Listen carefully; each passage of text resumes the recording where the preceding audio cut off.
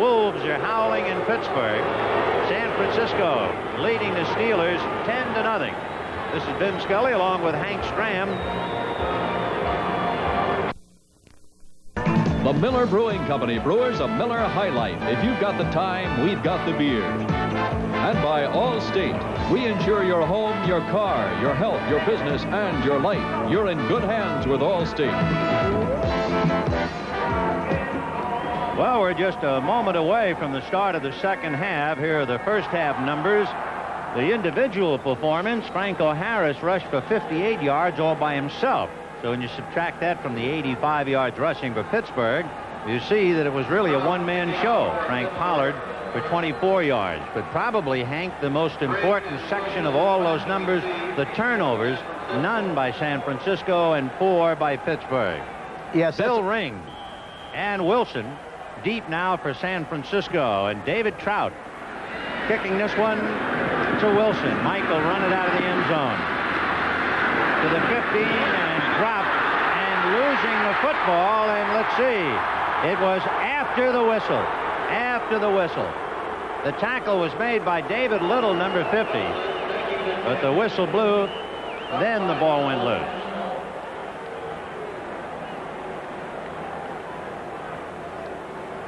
So San Francisco, thanks to the return by Mike Wilson, will maintain possession of the football as we go into the second half, with San Francisco leading 10-0.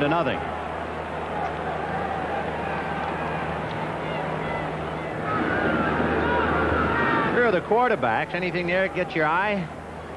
No, I think the interceptions that Terry Bradshaw threw early in the game really has made the difference. One before the half, and of course one earlier, but that really has been a difference in the contest so far. Look at the percentage, the high percentage of passes completed also by Joe Montana with 68%. First and 10 on the San Francisco 9. There was a personal foul on the kickoff. San Francisco maintaining possession.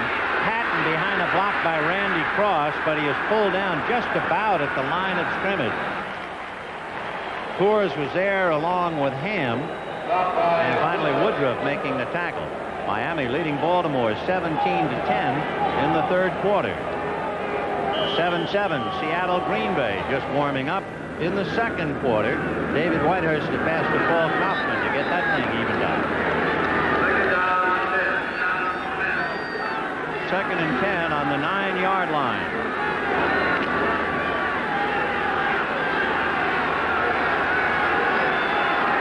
Cooper and Hofer are the running backs. Solomon is in motion to the left. Montana looking over the middle, then throwing to Cooper at the 10. And the big guys across the 15-yard line before taken out at the 17-yard line. And Woodruff again over there to make the tackle.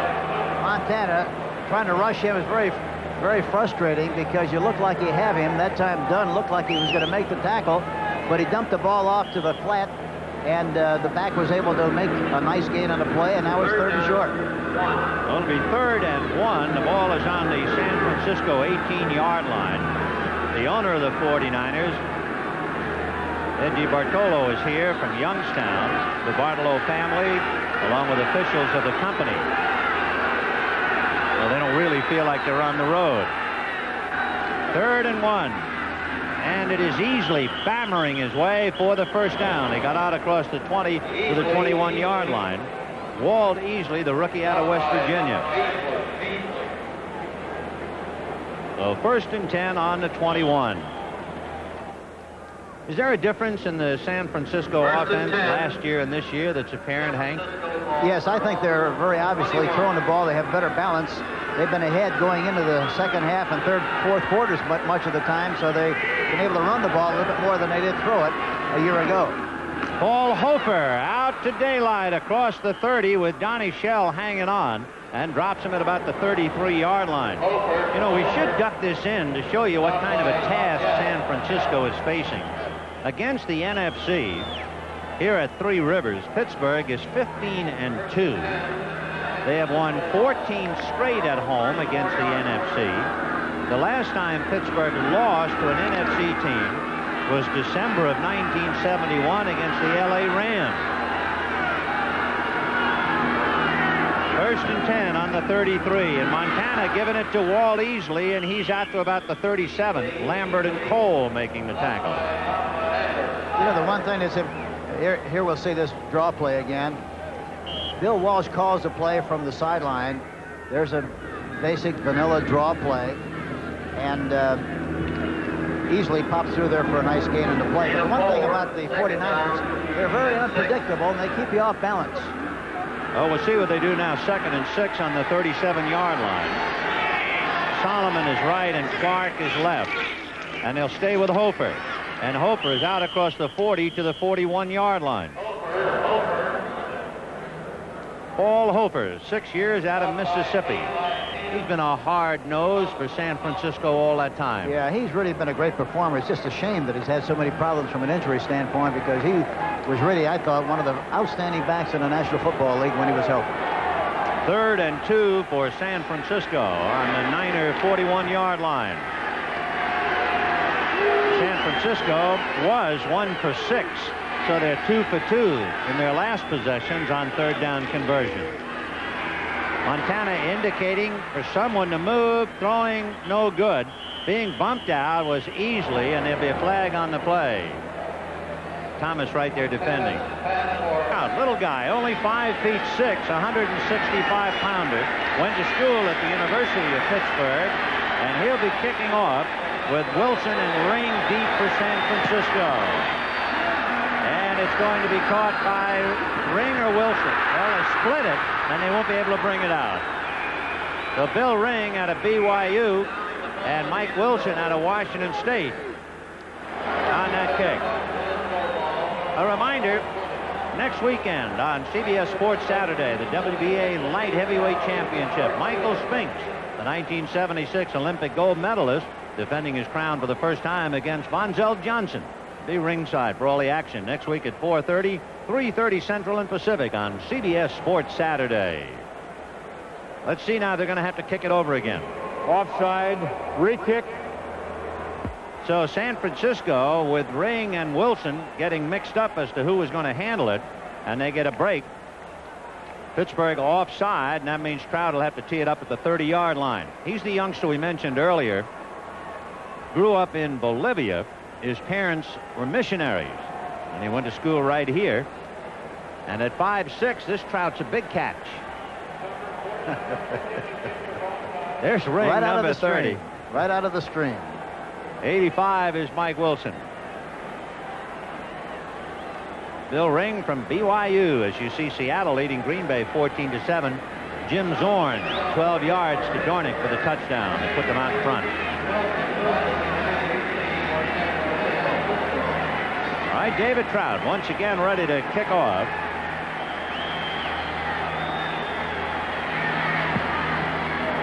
And it's a good kick. Bill Ring will take it at the 1. And got out across the 20-yard line. Anthony Washington, number 42, made the tackle as he got out to the 20. But David Trout, for a little guy, he can really thump it from the 30. He just about kicked that thing 70 yards. And now 1st and 10 for San Francisco. 10-7 in favor of the 49ers. Ball on the San Francisco 21-yard line. Clark goes left, Solomon goes right. Easley and Patton are the running backs, and it's going to be a little swing to Patton on a screen, and he gets out across the 25. Setting up the screen, pulling was Fred Quillen, the center, and Quillen threw the block that picked up a couple of yards.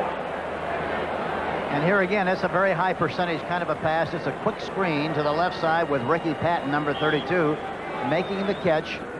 Has a good seam to run into that time, and takes advantage of it and picks up a nice chunk on the play. I always marvel at how the center can get out there to throw the block for the screen, but Quillen did. Yeah, the anticipation on the part of the center is very, very important, and he did a good job. A draw to Walt Easley, and Easley across the 30, about the 34-yard line. Thomas coming up to bring him down. JT from Florida State.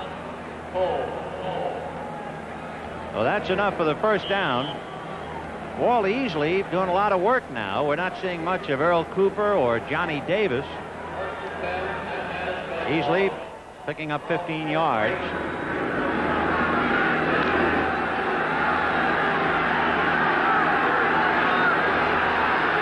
First and 10 on the San Francisco 33. Montana going to dump it off to Hofer, and Hofer takes a lick by Jack Ham and is knocked out of bounds at the 35-yard line. So for all of that, they gained 2 yards. Yeah, and Jack Ham was coming in, and it looked like he was going to have an opportunity to make the interception on the play, but he didn't get there quite quick enough. So, of course, now on a 2nd and 8, you immediately think about Dwight Clark. He has been the #1 receiver. Clark has caught 6 for 65 yards. 52,878. 52,878 taking in the ball game today. Pretty even in first down. And it's Paul Hofer, and Hofer is out across the 40, very close to the first down. It's a question of just where they spot the ball, and from our angle it would mean about a yard. You talk about a player getting the very most out of his ability and skill. Paul Hofer is that kind of a player. Boy, he is really something special. Paul Hofer, 29-year-old out of Mississippi. So it's 3rd and 1. The ball on the 42-yard line of San Francisco. They started on their 21.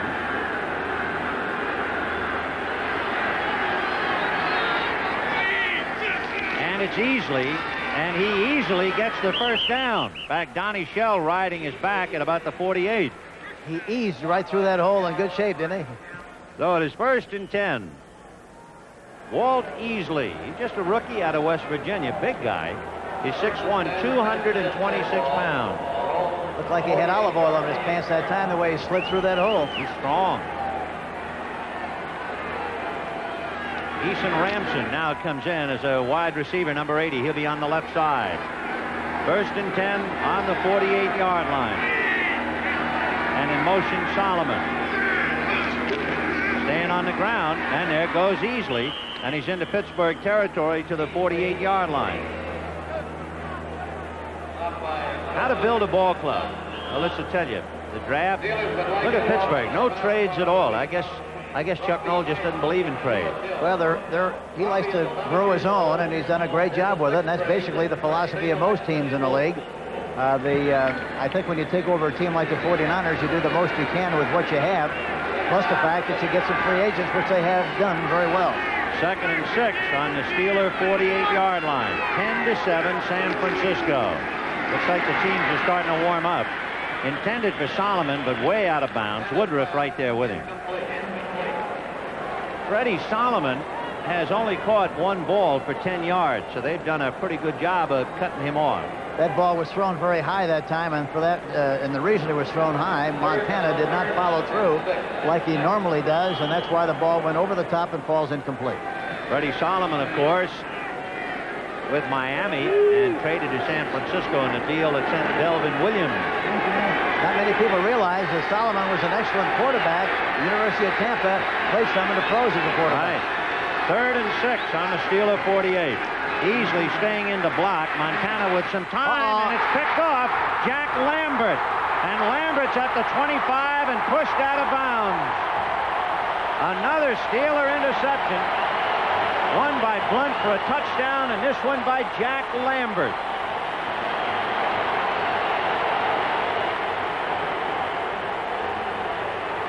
You know, Pittsburgh has really done a good job of jamming receivers and not letting them get a very good release downfield. That's what happened here. The receivers got jostled around trying to come downfield, Paul Hofer, and for that reason the ball was thrown, and the linebacker, Jack Lambert, was able to make that interception. Good anticipation on his part. So it is 1st and 10 on the San Francisco 22-yard line. First time Bradshaw has had to touch the ball in the second half. Terry with a lot of time. In the end zone to Smith. Touchdown.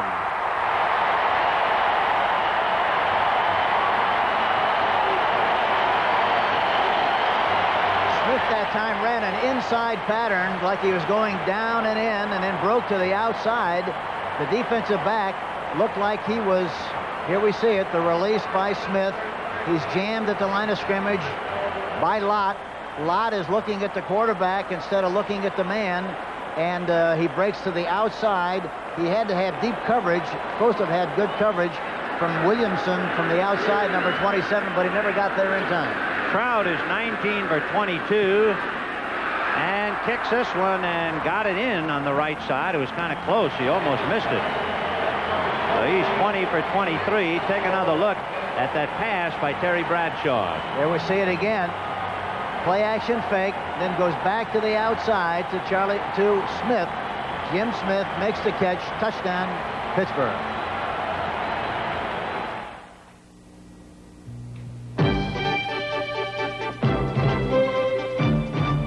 This roomy, inexpensive Subaru station wagon not only goes far on a gallon of gas. Kowski of the Atlanta Falcons pulls out. He wants his favorite receiver, Alfred Jenkins. He's got him. It's a 60-yard scoring strike. 10th time this season they've hooked up for a TD. 31-10. Back now to Vin Scully in Pittsburgh. Okay, Brent, and of course San Francisco started the day leading Atlanta by 2 games, so there could be a swing of 1 right there, and the Rams haven't gotten started yet in Detroit as the NFC West gets wilder by the minute.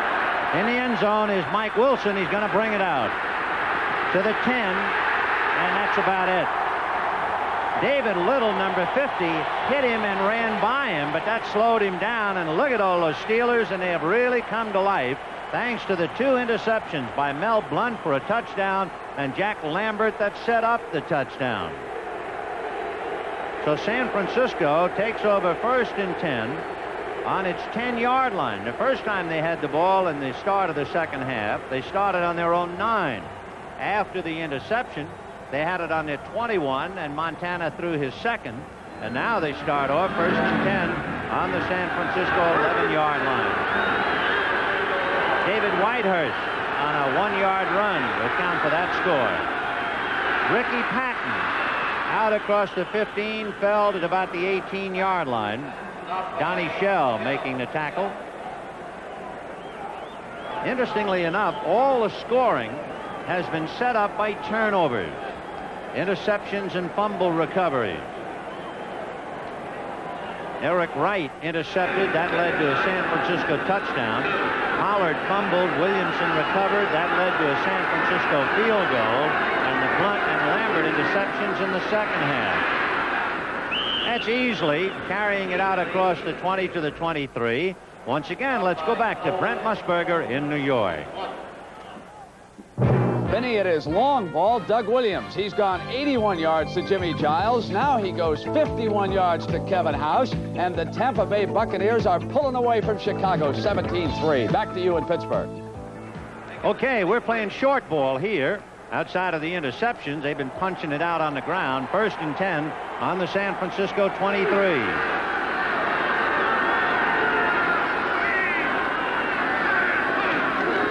And it'll be Ricky Patton trying to cut back across the 25, and he's dropped at the 27, but he has to get out beyond the 32 for a first down. The San Francisco team is a very deliberate, very calculating kind of a club. They know exactly what they're going to do. They play the percentages well. They don't take many chances. They got licked with a couple of pass interceptions, but that doesn't happen very often. That's why they came into this game 6-2. Oh, it is a 2nd and 5 on the San Francisco 27-yard line. Ricky Patton, and he's loose. Patton is upended across the 35-yard line. Robin Cole hit him at the ankles, but Patton picks up the first down. They've done a pretty good job. They're running most of the time. They're running, when they do run successfully, to the right side, and their offensive right tackle, Keith Farnhorst, is a big, strong guy. Played his college football at Minnesota, but he's 6'6", 263. And he gives you the strength that you're seeking at that tackle position. Ricky Patton with 30 yards. Walt Easley has 28. They've been doing the bulk of the running for San Francisco.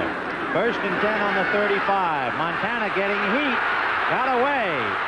Throwing on the run, O.B.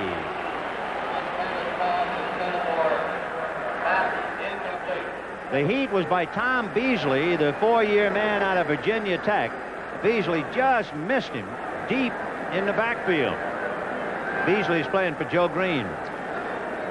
Montana has an uncanny ability to get away from unrushing rushers. That time it looked like he was going to get squeezed, but he got out of the grasp of Beasley that time and was able to get rid of the ball and not lose yardage on the play. So you have Goodman, Beasley, Coors, and Dunn up front for the Steelers. 2nd and 10 on the San Francisco 36. Walt Easley tripped up by Beasley and finally knocked down by Robin Cole. So you have Easley and Beasley on that play, Hank.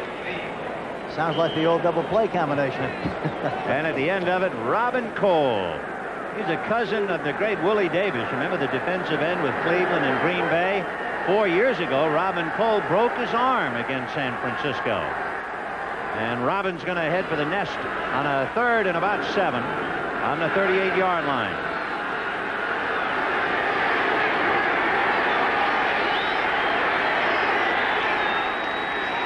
Montana looking down the middle, then releasing to Clark at the 45. Big guy across the 50, upended by Donnie Shell. So another big pass by Montana to his favorite receiver.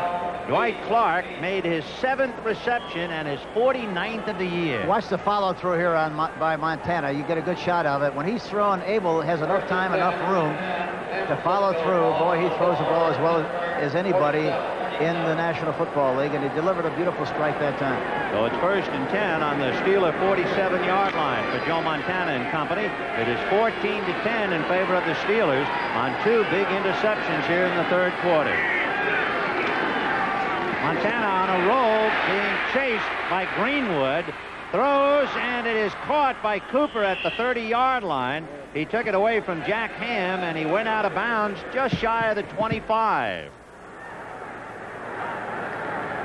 He makes the fake and rolls out, and Greenwood really is in hot pursuit, doesn't quite get there in time. Cooper is open and makes the play, runs down the sideline for a big 1st down for the San Francisco 49ers. Of course, Greenwood missed the last 2 games out because of a bad knee. He's the oldest Steeler. He's a few weeks older than Joe Green, and it was a little tough for him to chase Montana half the field. 1st and 10 on the Pittsburgh 25. Montana throwing to Cooper again, and he makes the reception at the 20-yard line. So they picked up 5. It'll be 2nd and 5. Montana also has very, very good vision. He sees what's happening downfield and throws the ball to the open receiver most of the time. Montana is 21 for 32. He had 177 yards, and he just picked up 5 more. So 182 yards. In that game, Matt Baer has just kicked a field goal, and it is 13-6 Buffalo. 2nd and 5 on the 20-yard line.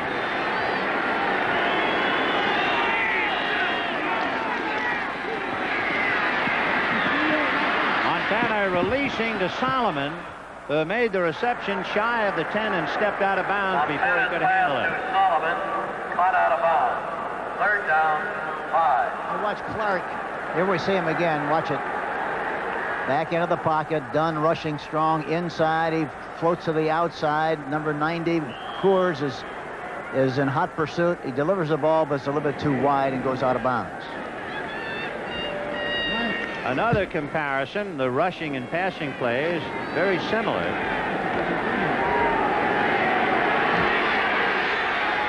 All right, 3rd and 5 on the 20-yard line. In motion is Cooper. Montana right through Charles Young's hands with Donnie Shell there with him. Remember, when Young caught the touchdown, he knocked Shell flat. But this time, there was no meeting, and Ray Wersching is going to come in for 3. It was interesting. I watched the 49ers work out yesterday, and Young was wearing gloves. I've never felt that it was a good idea for receivers to wear gloves, but I went over to Bill Walsh, and I said, Bill, why is he wearing gloves in practice? He said he can wear anything he wants to in practice, but he won't wear them in a game tomorrow, and he sure isn't. Ray Wersching will now attempt a 37-yard field goal. He kicked one today for 45, and it's blocked on the line of scrimmage. So Pittsburgh demoralizing the young San Francisco club. Robin Cole, number 56, fell on the football. I'm not sure whether it was Robin who blocked it or not. Well, we have 1 minute and 30 seconds left in the third quarter. Pittsburgh 14, San Francisco 10. Tom Beasley, 4 years out of Virginia Tech, and now you'll see him in action. It is Beasley's hand that gets in the way of Wersching's 27-yard effort, actually from the 27-yard line. And Beasley deflects the field goal attempt, so a 37-yard field goal attempt down the drain. 1st and 10 on the Pittsburgh 25, and it's still 14-10 Steelers. Franco Harris bumping into Brown, who was trying to block for him, and he fell for maybe a yard. Larry Brown, 11-year man out of Kansas, who is the heaviest Steeler. Brown is 270 pounds, and when Harris hit him, down he went. So Harris falls for 1. That'll make it 2nd and 9 on the 26. Harris has rushed for 59 yards. Stallworth wide left, Smith wide right. And a little screen for Pollard, with Webster throwing a block on Jack Reynolds, and he is upended at the last minute as he got across the 35-yard line. Eric Wright and Danny Buns came up, or he would have been gone. Good block by Webster on Reynolds. Yes, and Greg Whiffley, number 73, the left guard, also got out in front of that play in good shape. But the play unfolded beautifully. It was a nice gain on the play. So it is 1st and 10 on the Pittsburgh 37. 14-10 Steelers with only 13 seconds left in the third quarter.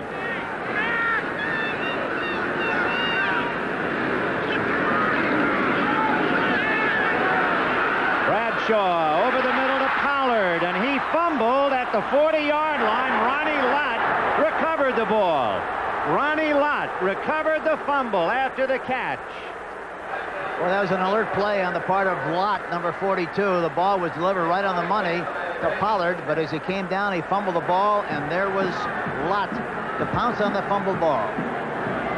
Ronnie Lott handling the Pollard, and of course for Pollard, that's his second fumble. Pollard's fumble earlier led to the Wersching field goal with only a couple of seconds left in the first half. And now San Francisco needed some help, and here it is. Here's Pollard. And Terry really delivered the ball beautifully right on the numbers, but there you see he gets hit. Lott makes contact, and the ball falls right.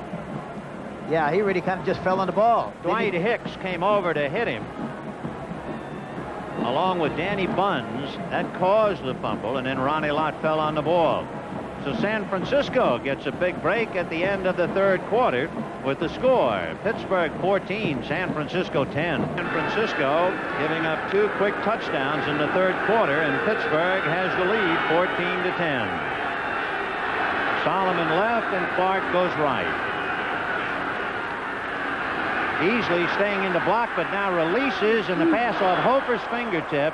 He just let him too much. He had already run away from Jack Lambert, but the pass was too long. Boy, they had a lot of room there on the outside had he been able to deliver the ball on target. Especially with Jack Lambert on his knees watching Hofer run by. So the barefoot boy, Jim Miller, as you can see, he's had an impressive 55-yard punt and a 44 average. Jim Smith standing all alone, and he'll have to backtrack. Smitty will take it at the 10-yard line for Pittsburgh. To the 20, and grabbed by Mike Wilson from behind at the 25-yard line. Wilson, a wide receiver, number 85, caught him on the back, and Jim Miller has gotten the ball away, and Pittsburgh in possession, with Pittsburgh leading the 49ers 14-10. Flying machine. Walter Payton soars into the end zone for the Bears. They're right back in it, and Payton's over 9,000 yards now in his great career. Back to Vin Scully.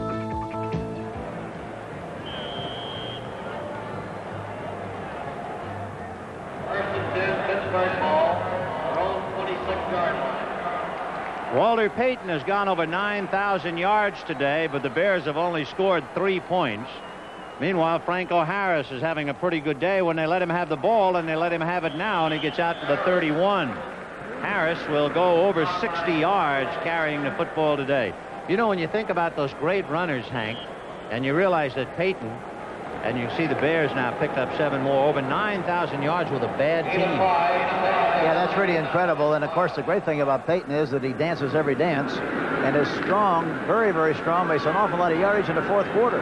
It was a very sad line where Peyton earlier this year said, I know I'm getting paid a lot of money, but I'm getting killed. 2nd and 5 on the Pittsburgh 31. Bradshaw to Franco Harris. And Harris gets outside and is finally brought down by Harper. There was a fine block thrown there by Craig Wolfley, and Wolfley slow in getting up, but he's the one who made the play work. Franco Harris is really amazing the way he can pick his way. Again, he knew exactly where he had to go.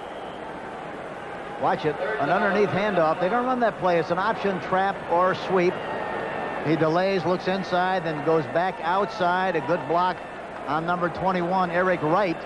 And he comes very, very close to making the first down. Wolfley's block was on Jack Reynolds, and that really opened up the door. So at the 35-yard line, it's 3rd and 1.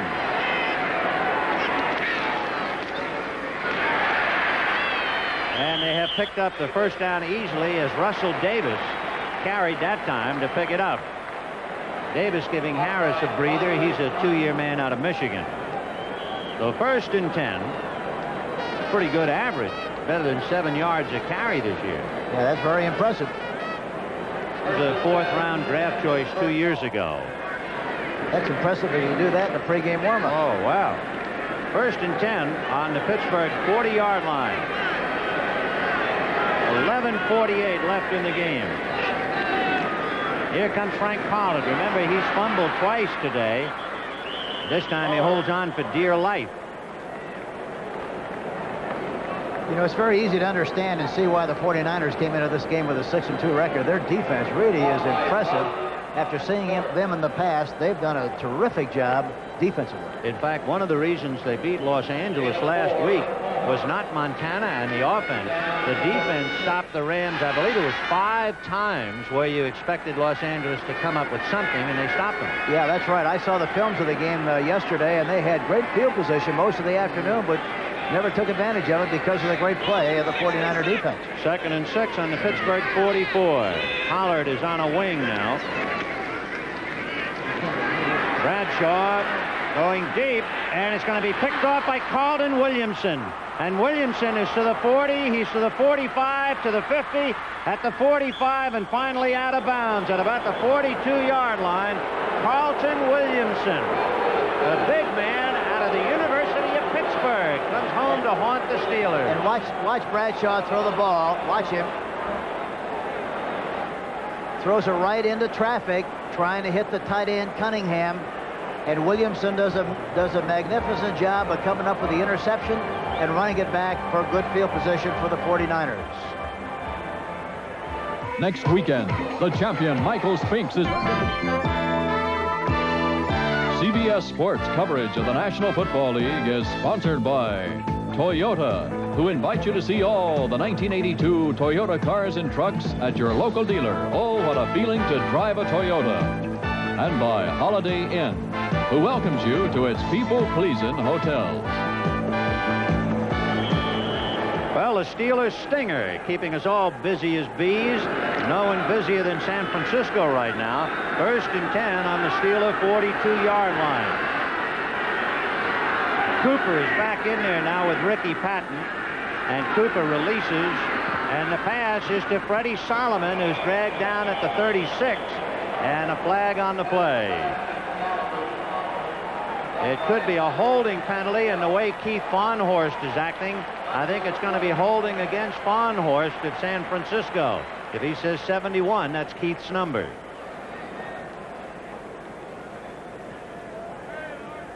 Bob Frederick, the referee, will face off the 5. Of course, that's a sizable penalty because the pass was completed to the 36.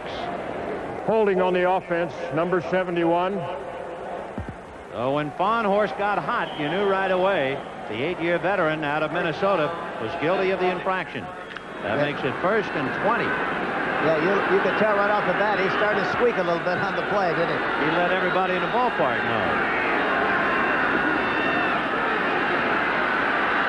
Down the middle, and he's got Solomon, and he's at the 30-yard line before Blunt can knock him down, and that's a first down, San Francisco. And the middle was wide open.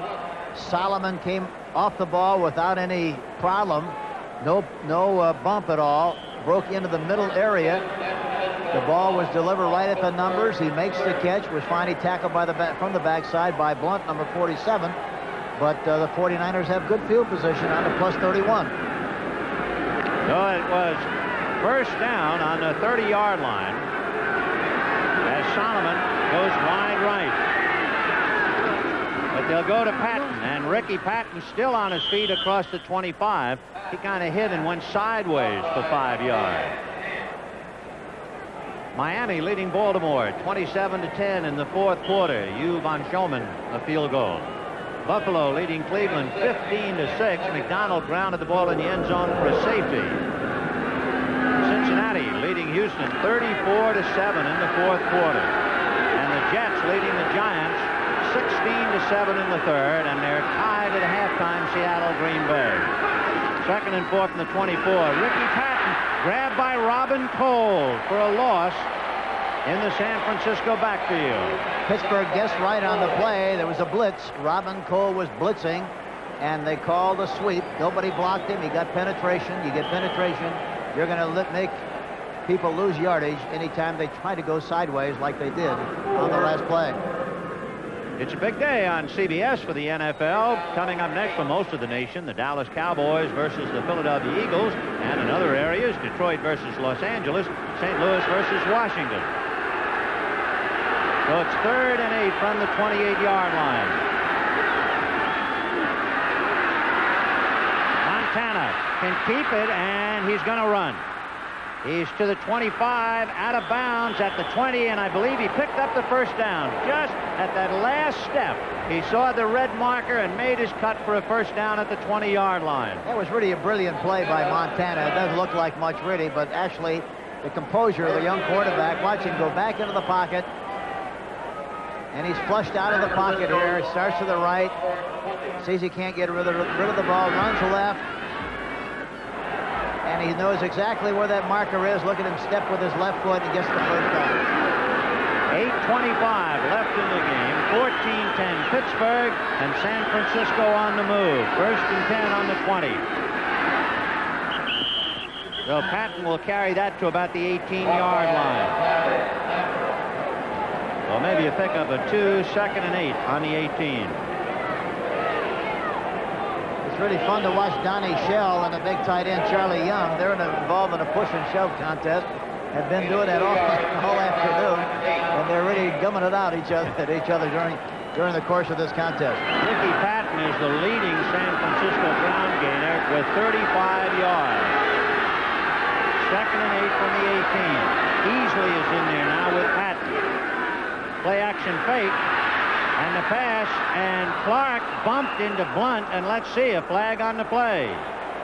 Clark wanted to get inside, and Blunt and Clark collided at the 10-yard line, and let's get the ruling on it.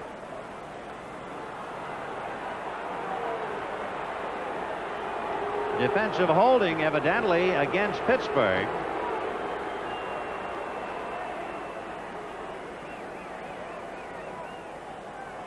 So Bob Frederick will place the ball at the 14-yard line for a first down. Defensive holding, number 47, first down. So that's Mel Blunt, who not only bumped into Dwight Clark, but evidently had a grab on him.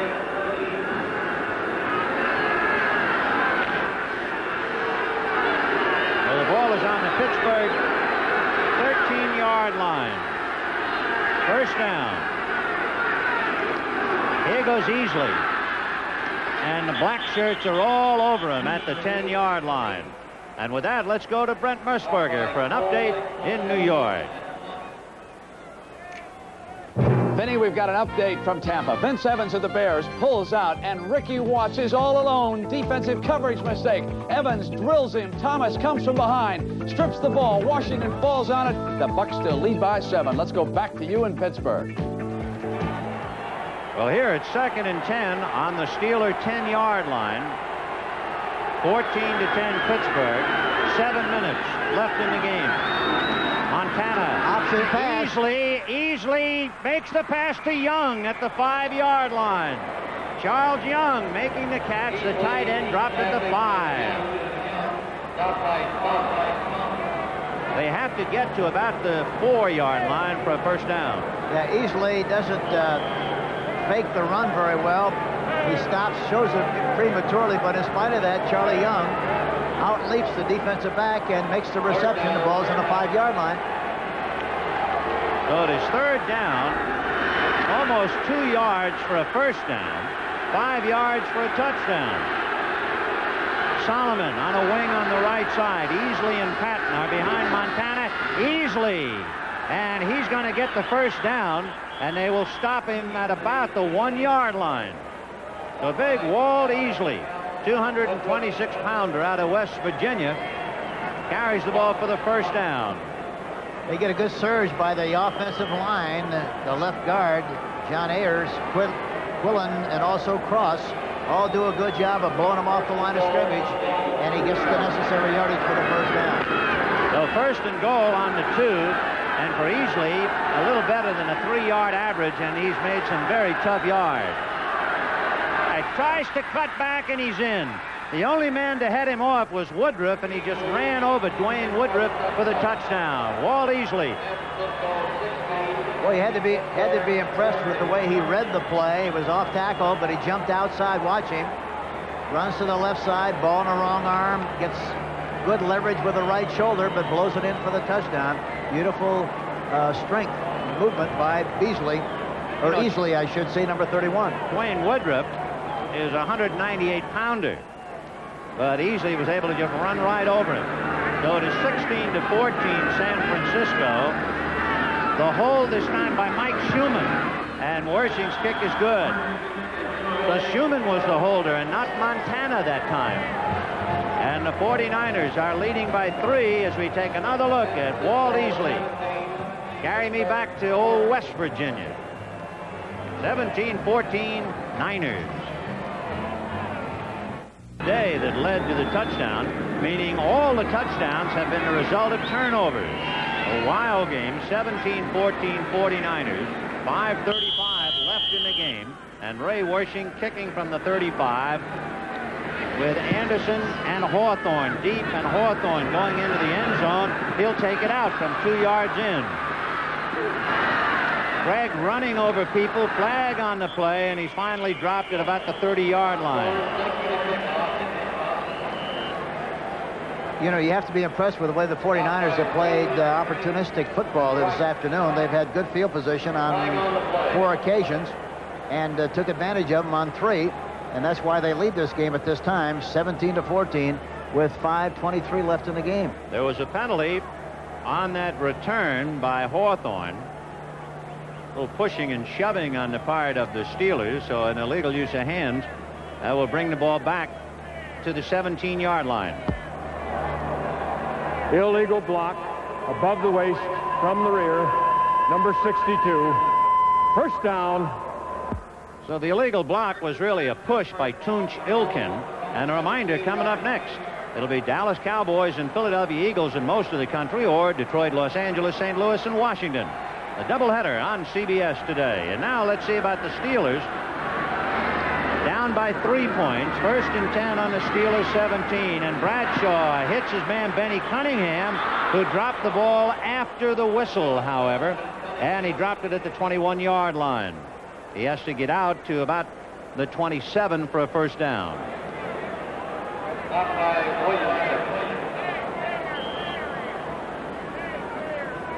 Cincinnati leading Houston 34-14 on a pass. John Reeves to Ken Burrow for 51 yards in the TD.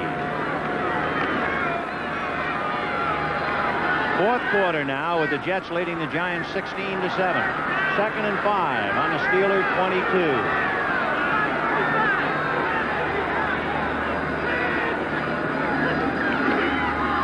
Franco Harris tripped up at the 25 and falls forward to about the 27.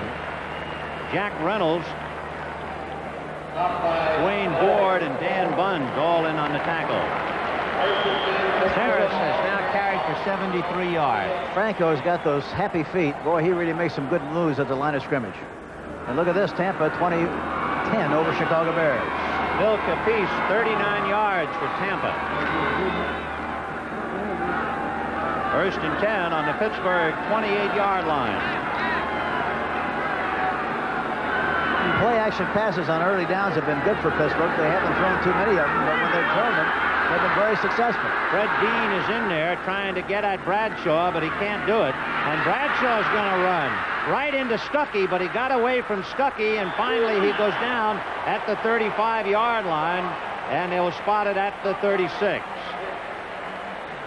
Jim Stuckey, number 79, had him, but he got away from him. There you see Terry back in the pocket.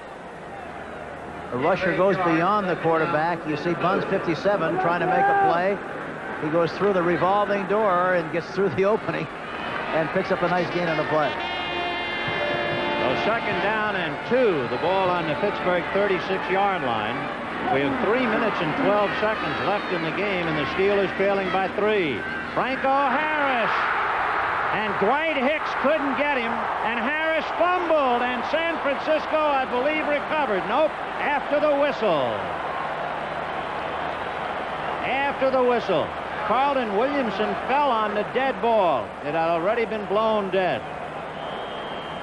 And that was a counter play they ran, which means he takes a step in one direction, and then there he steps to the left, goes to the right side, a good cavity on the right side. Good blocking by Corson and Brown. He goes right through that hole. Does a good job of running downfield. Willie Harper, number 59, comes through there from the backside and knocks the ball loose, but the ball was declared dead. That was awesome for Dwight Hicks, standing there watching Harris coming right at him. First and 10 on the San Francisco 43. Bradshaw gunning it in and out of the arms of Benny Cunningham with 2 minutes and 14 seconds left in the game.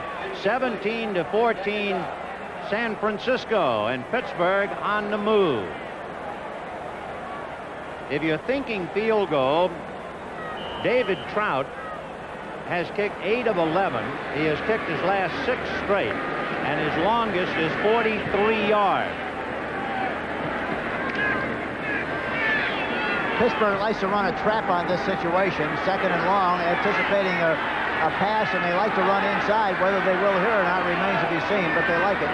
Pollard is on the wing. Here comes Franco Harris, and they punch him down at about the 35-yard line, and leading the charge was Steve Corson, number 77.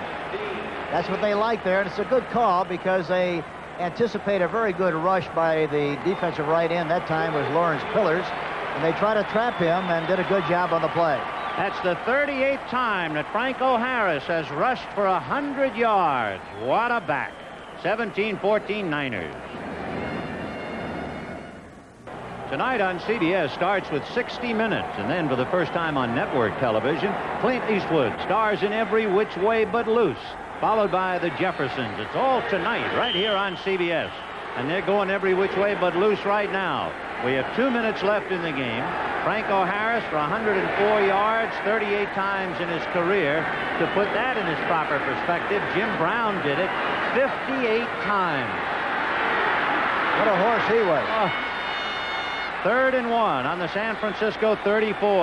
And the great thing about Jimmy Brown, he made it look so easy. You have Penny as a tight end on the left side, Grossman in motion. And Bradshaw, under some heat, got away on a safety blitz, throws it to Grossman, who is knocked down at about the 37, and they lost yardage on the play. The blitz by Hicks almost got Bradshaw, and the pass complete for a minus. It's feast or famine when you blitz. You guess right or you guess wrong. On this particular play, the defense guessed right. There you see number 22, Hicks, the safety man, blitzing on the play. Terry was lucky to get the ball off at all, but when he did, why, the defense recovered very nicely. Eric Wright, number 21, makes the tackle. And end, of course, where had they gained, they would have picked up a first down. Now it's 4th and 3 on the 36, and Bradshaw going for the first down. And he's going to be hit. Flags on the play. He got away from Lawrence Pillars, but he missed the intended receiver, and that was coming out of the backfield. Bradshaw trying to find Russell Davis, and Pillars hit him. And the penalty will be against Pittsburgh. Lawrence Pillars, number 65, a 6-year man out of Alcorn A&M, was the guy who burst through to ruin that play for Pittsburgh after the safety blitz had slowed him. Number 73 on the offense, holding, refused, first down. So Craig Wolfley is guilty of the infraction. It still didn't slow up Pillars. And Pittsburgh gives up the football with 1 minute and 7 seconds. And a timeout down on the field. Bob Frederick indicating official timeout. Where it is 1st and 10 San Francisco on San Francisco's 37. And the 49ers leading 17-14.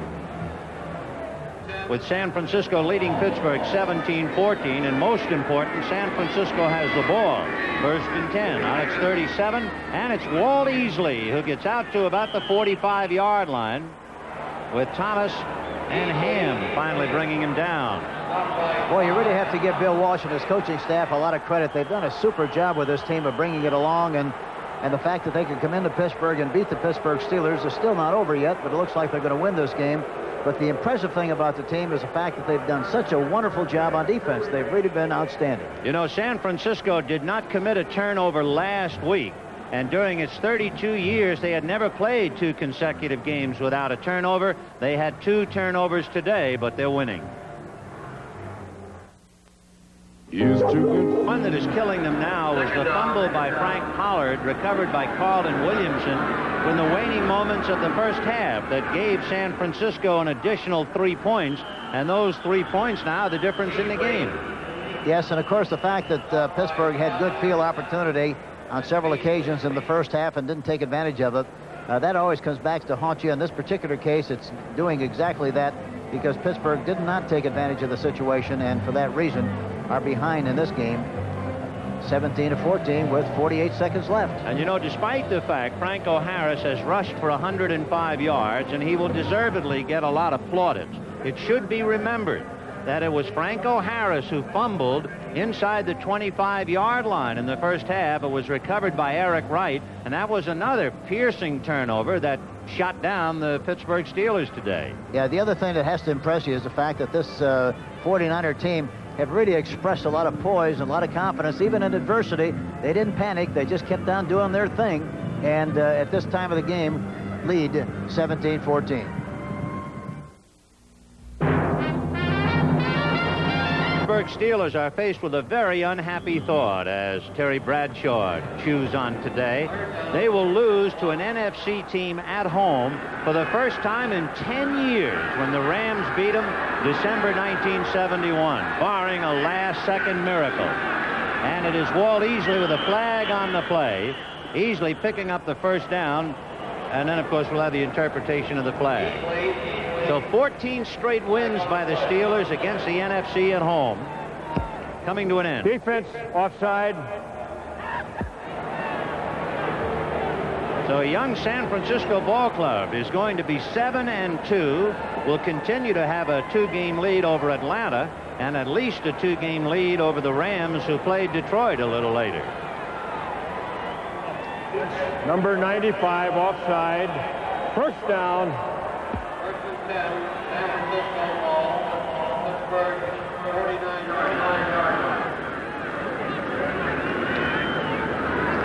First and 10 on the 49-yard line, and they're just eating out the clock. We have 41 seconds left. We'd like to alert our viewers in Dallas, St. Louis, and Detroit areas. The National Football League requires us to leave this game at 4 p.m. so you can see full coverage of your home team's game. We'll continue to update you on this game as it comes to a conclusion, and we are rapidly approaching that. 41 seconds left in the game. And for Joe Montana, what a moment. The kid from Ringgold High School in Monongahela comes home He has 40 to 50 people here, we understand, on his pass list.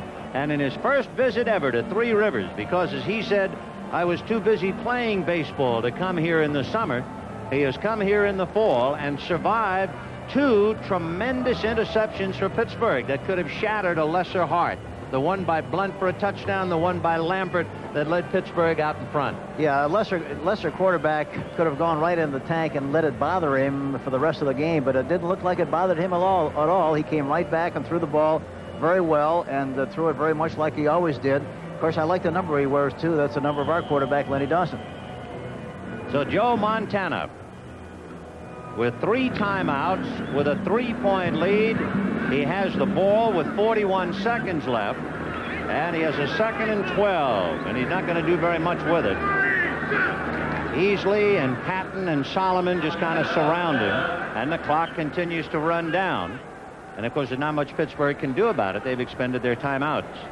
31 seconds, 30 seconds, and counting. So this game is, to all intents and purposes, what a year for San Francisco, beating the Rams and Dallas and Green Bay, and now knocking off the Pittsburgh Steelers. Yes, that's really an incredible feat on the part of that team. And again, I think the big difference, as we talked about it earlier, the big difference really has been the super job the defense has done, and they've played very smart, intelligent football offensively, and that's really been the difference. Well, our heartiest congratulations to Bill Walsh and the young San Francisco 49ers. Condolences to Chuck Noll and the Pittsburgh Steelers, who won Monday, and that might very well have taken a little something out of them, although the Steeler record coming back after Mondays was 12-4 until they fell on their haircuts today. So the final score, the 49ers led 10-0 at halftime. The Steelers led 14-10 at the end of the 3rd quarter. And then the 49ers scoring in the 4th quarter, and that was the difference to turn it around. San Francisco 17, the Steelers. Pittsburgh scoring twice in the 3rd quarter on the interception by Blount, and then the setup interception by Lambert. Our thanks to executive producer Terry O'Neill for all he has done today, and to senior producer Charles H. Milton III, producer Robert Stenner, and to our director Larry Cavallino, associate producer Paul Arndt, and to everybody who worked so hard and long, Lou Scannett, to get it on the air, keep it on the air, and send you the story of the San Francisco 49ers doing what NFC teams don't do, coming into Pittsburgh and knocking off the Steelers for the first time in 10 years. A reminder. He's got a hole. Newsom out to about the 26. He almost broke it. Dallas will take over, and we'll take a look at that Dallas offensive unit right now. The offensive backs and receivers, Danny White, a red-hot Tony Dorsett, Ron Springs, Tony Hill, and Drew Pearson wide. The offensive line.